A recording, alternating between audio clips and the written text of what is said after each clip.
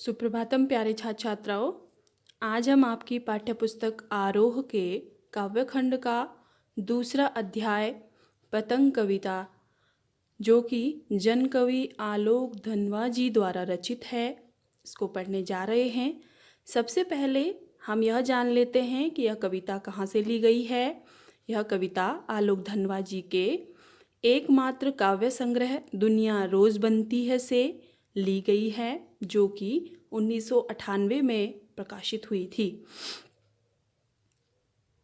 पतंग कविता मूलतः 3 खंडों में लिखी गई है, जिसका तीसरा खंड आपकी पाठ्यपुस्तक में सम्मिलित किया गया है। यह क्यों किया गया है, इसके पीछे का कारण यह है कि इस तीसरे खंड में बाल सुलभ चेष्टाओं का वर्णन किया गया है। चूँकि आप एक किशोर मन, आपके अंदर एक किशोर मन है, आप एक किशोरावस्था में हैं, तो इसी वजह से आपके सामने ये किशोर मन की, ये बाल मन की चेष्टाएं, ये बाल मन के सपने, ये आपके किताब में शामिल की गई है। तो देखिए, इस कविता में क्या क्या आया हुआ है, इसका हम थोड़ा सा सूक्ष्म परिचय जान लेते हैं। इस कविता में बाल सुलभ इच्छाओं और उमंगों का बहुत सुंदर चित्रण किया गया है। बाल क्रियाकलापों एवं प्रकृति में आए परिवर्तन, प्रकृति में समय समय पर क्या क्या परिवर्तन आते हैं, वे उसको अभिव्यक्त करने के लिए, उन परिवर्तनों को अभिव्यक्त करने के लिए सुंदर बिंबों का प्रयोग किया गया है। अब आप सोचेंगे ये बिंब क्या होते हैं। बिंब का तात्पर्य होता है इमेज। इमेज यानी कि अंग्रेजी में आप इमेज बोलते हैं। इमेज यानी कि चित्र, चित्र भाषा। चित्र भाषा यानी कि जिस ऐसी भाषा जिसको पढ़ते ही आपके मन में, आपके दिमाग में एक चित्र उभरने लगता है, और आप कल्पनाओं में उस चीज़ को अपने सामने, अपने समक्ष देखने लगते हैं, तो वो होते हैं बिंब। तो पतंग यहाँ पर बच्चों की उमंगों का रंग बिरंगा सपना है। आसमान में जो उड़ती हुई पतंग है, वो ऊंचाइयों की वे हदें हैं जिसे बालमन छूना चाहता है और उसके भी पार जाना चाहता है, अर्थात वहीं पे ठहरना नहीं चाहता है, वहाँ से कहीं दूर, कहीं ऊपर जाना चाहता है। तो यहाँ पर पतंग जो है वो मामूली एक खिलौना नहीं है, वो प्रतीक है। किसका प्रतीक है? ऊंचाइयों का, जिसे किशोर मन, बाल मन साधे हुए हैं, अर्थात वहाँ वो पहुँचना चाहता है। तो आप यहाँ पर देखेंगे, जो ये कविता है, इसमें आपने सबसे पहली जो पंक्ति है उसमें भादो शब्द आया हुआ है। एक बार हम कविता का वाचन करेंगे, इसके पश्चात इन शब्दों के बारे में जानेंगे। तो देखिए, हम सबसे पहले कविता का वाचन कर लेते हैं।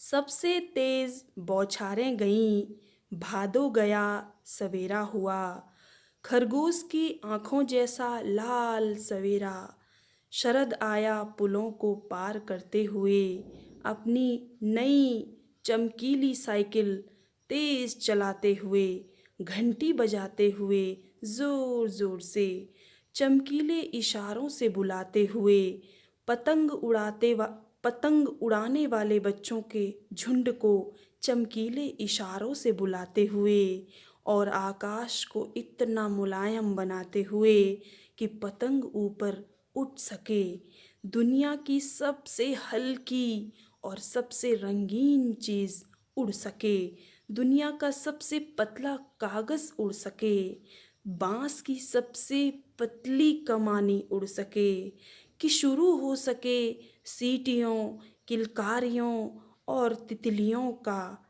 कि इतनी नाजुक दुनिया। तो प्यारे बच्चों, पहले खंड में हम इतना ही देखेंगे, क्योंकि सारा एक साथ पढ़ा लेने में आपको समझने में दिक्कत होगी, कई चीज़ें इसमें आई हुई हैं।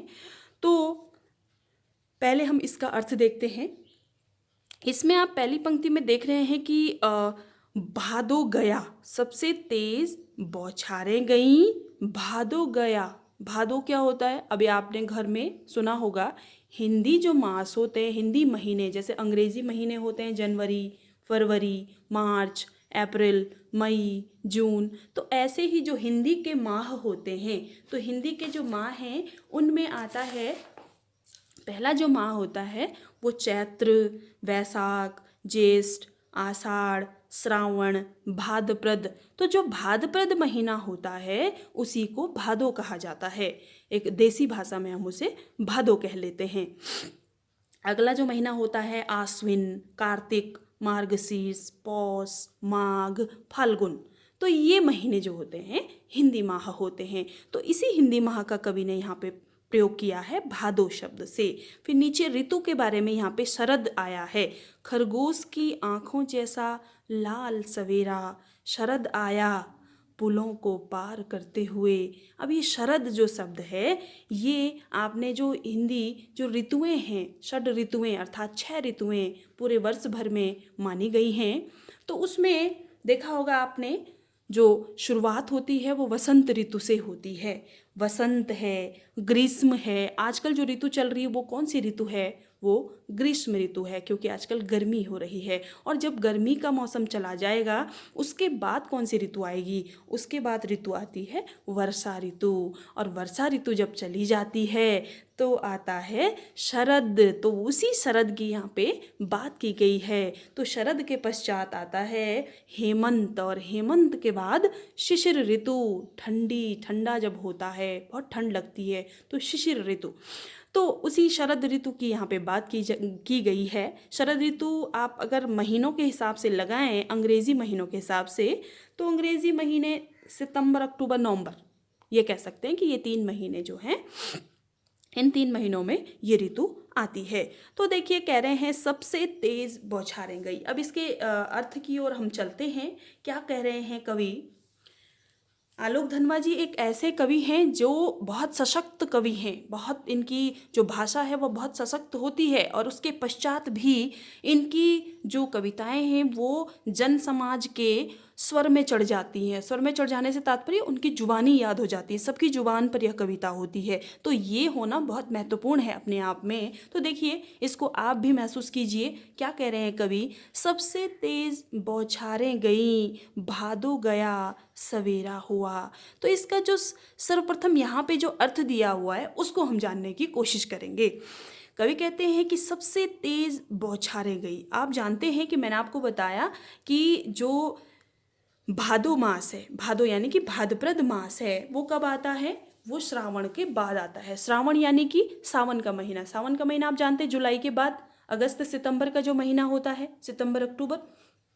तो अगस्त सितंबर में बहुत ज़्यादा, जुलाई अगस्त सितंबर में बारिश होती है, जुलाई अगस्त में। तो उसके बाद का जो महीना है वो भादो है। तो कह रहा है कि सबसे तेज़ जो बौछारें होती हैं पूरे वर्ष भर में, सबसे तेज़ बारिश जो होती है वो उसी माह में होती है। वो अब चली गई हैं, और वो चली गई हैं तो क्या आ गया है? भादो मास आ गया है, और सवेरा हो गया है। अब वो सवेरा कैसा हुआ है देखिए। उस सवेरे की तुलना किससे की गई है? यहाँ पे ध्यान दीजिएगा, मैं आपको साथ साथ अलंकारों का भी बता रही हूँ कि खरगोश की आंखों जैसा लाल सवेरा। कैसा सवेरा? खरगोश की आंखों जैसा लाल सवेरा। तो खरगोश की आंखें कैसी होती हैं? यदि आपने नहीं देखी होंगी तो आप उसका चित्र देख लें। उसकी लाल आंखें होती हैं, गुलाबी आंखें होती हैं। तो देखिए यहाँ पे कवि ने जो भादो मास के बाद, भादो मास के बाद जो आश्विन मास आता है उसमें कैसा सवेरा हुआ है? खरगोश की आंखों जैसा लाल सवेरा। सुबह जब सूरज का आगमन हुआ है तो कैसा लग रहा है आसमान? खरगोश की आंखों जैसा लाल लग रहा है। तो यहाँ पे उपमा अलंकार है। जो आश्विन मास का, भादो मास के बाद आश्विन मास का यानी कि अक्टूबर में जो सवेरा होता है वो कैसा होता है? सुबह की जो लालिमा है, सूरज की लालिमा, वो कैसी होगी? खरगोश की आंखों जैसी लाल होगी। तो उस सुबह की तुलना किससे की गई है? खरगोश की आंखों से की गई है।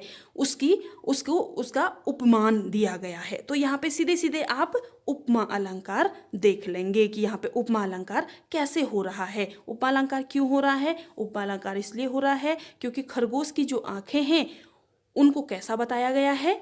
उनको जो आश्विन मास की सुबह होती है, सवेरा होता है, उसको खरगोश की आँखों जैसा बताया गया है, इसलिए यहाँ पर उपमा अलंकार है। अब आप बड़े बच्चे हैं, आपको ये छोटी छोटी चीज़ें बताने की आवश्यकता नहीं होनी चाहिए कि यहाँ पर ये आया है और क्यों आया है ना।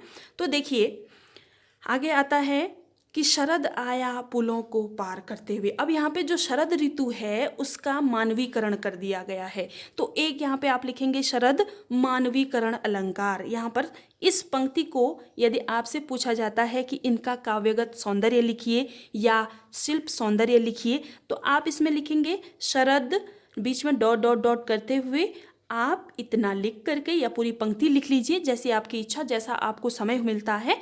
और आगे लिखेंगे आप इसमें शरद का मानवीकरण किया गया है। मानवीकरण क्या होता है? जब किसी वस्तु को हम मानव के रूप में चित्रित करने लगते हैं, तो मानवीय गुणों का उसमें आरोप करने लगते हैं, तो वह होता है मानवीकरण अलंकार। तो यहाँ पे शरद का मानवीकरण किया गया। एक नटखट बच्चा शरद को कहा गया है। शरद आया पुलों को पार करते हुए, कि जिस प्रकार एक नटखट बच्चा अन्य बच्चों को खेलने के लिए बुलाने के लिए तमाम पुलों को पार करता हुआ चला जाता है, ऐसे ही शरद ऋतु भी आई है। कैसे? पुलों को पार। अब ये पुल कौन से हैं? इस पुल को हम देखेंगे। यहाँ पे ये पुल किसका प्रतीक है? जिस प्रकार शरद ऋतु अनेक ऋतुओं को लांग करके जब तमाम ऋतुएं बीत जाती हैं, मैंने आपको बताया वसंत बीतेगा, ग्रीष्म बीतेगा, वर्षा ऋतु बीतेगी, तब जाके शरद ऋतु आएगी। तो इन ऋतुओं को पार करके, तो यही ऋतु यहाँ पे शरद के पुल हैं। लेकिन शरद को जब हम नटखट बच्चे के समान प्रतीत कर रहे हैं, तो हम इसका अर्थ लेंगे कि जैसे नटखट बच्चा अपने दोस्तों को बुलाने के लिए बुलाता है, खेलने के लिए बुलाता है, उसे खेलने के लिए आमंत्रित करता है, तो क्या करता है? वो तमाम पुलों को पार करते हुए जाता है। और यहाँ पर अगर हम शरद की बात करें तो शरद ऋतु भी तमाम ऋतुओं को लांघ करके यहाँ पर अब उसका आगमन हुआ है। अपनी नई चमकीली साइकिल तेज चलाते हुए, अब अपनी नई चमकीली साइकिल, इसको ध्यान से देखिए कि जैसे छोटा बच्चा जो है क्या करता है, जो नटखट बच्चा होता है, उसके पास कोई नई चीज़ आ जाती है तो उसको सबको दिखाने के लिए चले आता है, दिखाने के लिए, और तेज तेज उसको चलाते हुए, उसका आनंद लेते हुए, उस खुशी में डूब जाते हुए वो अपने दोस्तों को दिखाने के लिए चला आता है। घंटी बजाते हुए, जोर जोर से घंटी बजाते हुए वो आता है। ऐसे ही कवि यहाँ पर कह रहे हैं कि जो शरद है वो भी नई चमकीली साइकिल। अब यहाँ पे इस चमकीली साइकिल का प्रतीकार्थ क्या है? चमकीली साइकिल का प्रतीकार्थ है कि जब वर्षा ऋतु के पश्चात भादो जाने के बाद जब आश्विन मास लगता है तो बारिश नहीं होती है, और बारिश नहीं होती है तो धूप अच्छे से निकलती है, और धूप जब अच्छे से निकलेगी तो जो सूरज की चमक होगी वो बहुत ही चमकीली, सूरज की चमकीली रोशनी क्या होती है? हमें दिखाई देती है। तो उसी को चमकीली साइकिल यहाँ पे उसका प्रतीकार्थ है। फिर आगे कहते हैं, अब यहाँ पे घंटी बजाते हुए जोर जोर से, जो मैंने आपको बता दिया कि शरद को एक नटखट बच्चे के समान बताया गया है जो अपने दोस्तों को खेलने के लिए आमंत्रित कर रहा है, और किसी नई चीज़, मानो कि उसके पास नई साइकिल आ गई हो और वो उसको तेज चलाते हुए, उसकी घंटी जोर जोर से बजाते हुए अपने दोस्तों को खेलने के लिए बुला रहा हो, पतंग उड़ा रहा हो, पतंग उड़ाने के लिए बुला रहा हो, वो उन्हें आमंत्रित कर रहा हो, ये ऐसा यहाँ पे प्रतीत होता है। लेकिन अगर हम यहाँ पे प्रतीकार्थ की बात करेंगे तो चमकीली साइकिल जो आश्विन मास की सुबह सुबह की जो धूप होती है, उसके बाद जो सूरज आसमान में चमकता है, और आसमान में जब चमकता है तो उसी को चमकीली साइकिल भी कहा गया है। तो थोड़ा सा ध्यान देंगे इस पर। अब यहाँ पे पुनरुक्ति प्रकाश अलंकार है। जोर जोर, जोर जोर में पुनरुक्ति प्रकाश अलंकार है। और आप यहाँ पे बिंबों का प्रयोग आप देख रहे होंगे। बिंबों का प्रयोग आप कहाँ पे देख रहे हैं? देखिए जैसे तेज बौछारें, तेज बौछारें यहाँ पे दृश्य बिंब है, गतिशील बिंब है, दृश्य बिंब। अगर तेज बौछारें आपने शब्द सुना तो आपके दिमाग में कहीं ना कहीं एक चित्र उभरा होगा, वर्षा ऋतु का आपके मन में एक चित्र उभरा होगा। और सवेरा हुआ, सवेरा हुआ यहाँ पर है, ये भी बिंब यहाँ पे प्रयोग किया है कवि ने। तो सवेरा हुआ, जैसे ही आपने शब्द पढ़ा तो आपके दिमाग में एक चित्र उभरा। किसका चित्र उभरा? सवेरा, सुबह होने का चित्र उभरा, सुबह की जो लालिमा होती है। ऐसा आपके यहाँ पर ये देखिए, खरगोश की आंखों जैसा लाल सवेरा। तो अनायास ही आपके दिमाग में एक चित्र उभरेगा। चित्र उभरेगा कब का? सुबह की लालिमा का, जब सूरज पहले पहल उषा काल में आसमान में दिखाई पड़ता है, तो उस समय का। तो साथ ही साथ आप इन बिंब प्रयोगों को भी देखते रहेंगे ताकि आप इसका सेल्फ सौंदर्य आने पर इसे लिख पाएं। तो मैं यहाँ पे क्या कह रही थी आपसे, जोर जोर में पुनरुक्ति प्रकाश अलंकार है। फिर आगे कहता है,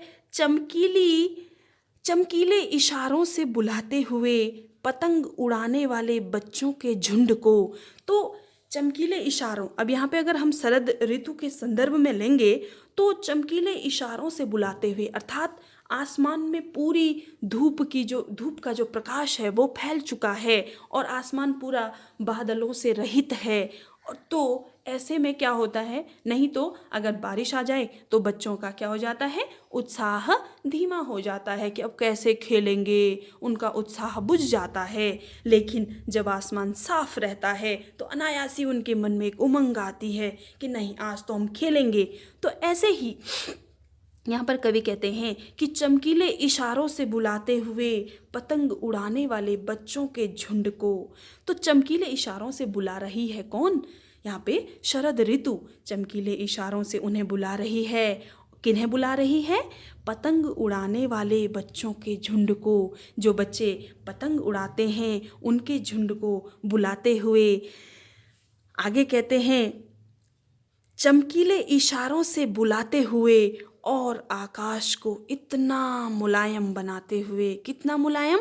आकाश जब बादलों से रहित है तो निश्चित तौर पे वो मुलायम है, अर्थात उस ऐसे आसमान में, जब आसमान में कोई बादल नहीं है, तो जब बादल नहीं है तो कोई कालिमा नहीं है, कोई कालिमा नहीं तो कोई अंधेरा नहीं, अंधेरा नहीं अर्थात मुलायम चमकीला आसमान, साफ सुथरा मौसम। तो ऐसे मौसम में बच्चे पतंग जहाँ मर्जी वहाँ तक उड़ा सकते हैं। जिस ऊंचाई तक वो उसे ले जाना चाहते हैं उस ऊंचाई तक वो उसे ले जाना चाहते हैं कि पतंग ऊपर उठ सके, कि पतंग ऊपर उठ सके। अब यहाँ पे एक, इससे पहले मैं ये बता देना चाहती हूँ आपको कि इतना मुलायम, आकाश को इतना मुलायम बनाते हुए, तो यहाँ पे स्पर्श बिंब है। स्पर्श बिंब यानी कि मुलायम चीज़ को आप कैसे महसूस कर सकते हैं? उसको जब हम छुएंगे, स्पर्श करेंगे तो उसको हम महसूस कर पाएंगे। तो आकाश को इतना मुलायम बनाते हो, तो ये इतना मुलायम शब्द में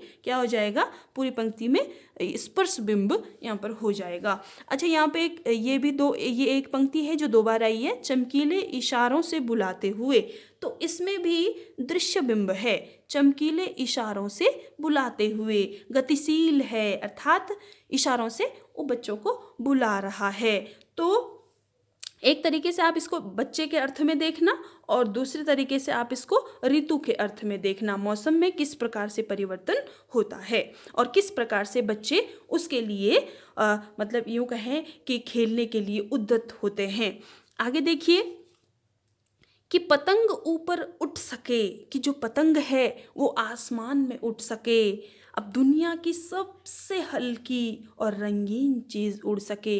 अब यहाँ पे कोई संदेह नहीं है, यदि आप पतंग का नाम लेते हैं तो अनायासी आपके दिमाग में एक ऐसा चित्र आ जाता है, पतला रंग बिरंगी कागज़ और उसके पीछे बांस की कमानी लगी हुई, कमानी जो तिरछा, आपने तीर देखा होगा, तीर में आपने कमान देखा होगा, तो वही पीछे कमानी लगी होती है ना, और उसमें एक मांझा होता है, धागा होता है, और वो पतला सा रंगीन कागज़ आसमान में उन ऊंचाइयों को छू जाता है जिन ऊंचाइयों को छूना हर किसी के बस की बात नहीं। अब देखिए यहाँ पे कवि एक और, इन 4-5 पंक्तियों में कवि एक और संदेश देना चाहते हैं। क्या संदेश देना चाहते हैं? देखिए, दुनिया की सबसे हल्की और रंगीन चीज़ उड़ सके, जो दुनिया की सबसे हल्की और सबसे रंगीन चीज़ है वो उड़ सके, दुनिया का सबसे पतला कागज़ उड़ सके। अब मैं बताऊंगी कि इसको ऐसा क्यों कहा गया है। बांस की सबसे पतली कमानी उड़ सके, कि बांस का जो सबसे पतली कमानी होगी वो पतंग के पीछे प्रयोग किया जाता है। कि शुरू हो सके सीटियों, किलकारियों और तितलियों की इतनी नाजुक दुनिया। तो देखिए क्या कह रहे हैं कि बांस की सबसे पतली कमानी उड़ सके और शुरू हो सके। और जब ये सब शुरू हो जाता है, ये कागज़ भी उड़ जाता है, रंगीन चीज़ भी उड़ जाती, पतली कमानी भी उड़ जाती है, तो उसके बाद क्या होता है, जब पतंग ऊपर ऊपर ऊपर ऊपर जाती है तो बच्चे क्या करते हैं, सीटियाँ बजाते हैं, किलकारियाँ मारते हैं। किलकारियाँ यानी कि खुशी से जो बच्चों के मुख से जो आवाज़ें निकलती हैं वो किलकारियाँ। और तितलियों की इतनी नाजुक दुनिया उड़ सके, तितलियों की अर्थात यहाँ पे तितली के समान नाजुक बच्चों को बताया गया है। क्यों बताया गया है? क्योंकि जो बाल मन होता है, बच्चों के जो सपने होते हैं वो क्या होते हैं, बहुत ही नाजुक होते हैं। जो सपने होते हैं, पतंग यहाँ पर उन सपनों का प्रतीक है। आप थोड़ा ध्यान देंगे, जो एक किशोर के मन में जागते हैं। आपके मन में भी कई सपने होंगे। ये काव्य, ये जो पतंग कविता का तीसरा खंड है, ये इसीलिए आपकी पाठ्यपुस्तक में शामिल किया गया है। क्यों? क्योंकि आपके मन में भी कहीं ना कहीं ऐसे सपने होंगे। कैसे सपने? पतंग उड़ाने के नहीं, बल्कि पतंग एक प्रतीक मात्र है। अब देखिए प्रतीक किसे कहते हैं। मैंने अभी आपको बताया कि बिंब किसे कहते हैं। बिंब मतलब चित्र, जिस शब्द को पढ़ के आपके दिमाग में एक चित्र उभर आए वो बिंब है। लेकिन प्रतीक क्या होता है? प्रतीक होता है किसी वस्तु का बोध कराने वाला। तो यहाँ पे जो पतंग है वो किशोर मन के सपनों का प्रतीक है। और सपने संसार की सबसे रंगीन चीज होती है। अब देखिए, दुनिया की सबसे हल्की और सबसे रंगीन चीज ये कौन होते हैं? ये सपने होते हैं। जो आपके सपने होते हैं वो सबसे हल्के होते हैं, तुरंत टूट भी जाते हैं। और सबसे रंगीन, उससे रंगीन कोई चीज़ नहीं हो सकती है। और सबसे पतला कागज़, तो सबसे पतला क्यों कहा गया उसे? यानी कि वो सबसे हल्के होते हैं, सबसे नाजुक होते हैं और सबसे ज़्यादा खुशी देने वाले होते हैं। सीटियाँ, किलकारियाँ, इसमें क्या संकेत किया गया है? इसमें यही संकेत किया गया है कि ये जो हैं सबसे ज़्यादा खुशी देने वाले होते हैं और सबसे नाजुक होते हैं। नाजुक होने के कारण क्या होते हैं? ये बहुत जल्दी टूट भी जाते हैं। तो ये आपने समझा पहला भाग पतंग कविता का यहाँ पर। अब अगला भाग हम अगले खंड में पढ़ेंगे। थोड़ा सा इसमें रह गया है, इसको हम कल पढ़ेंगे।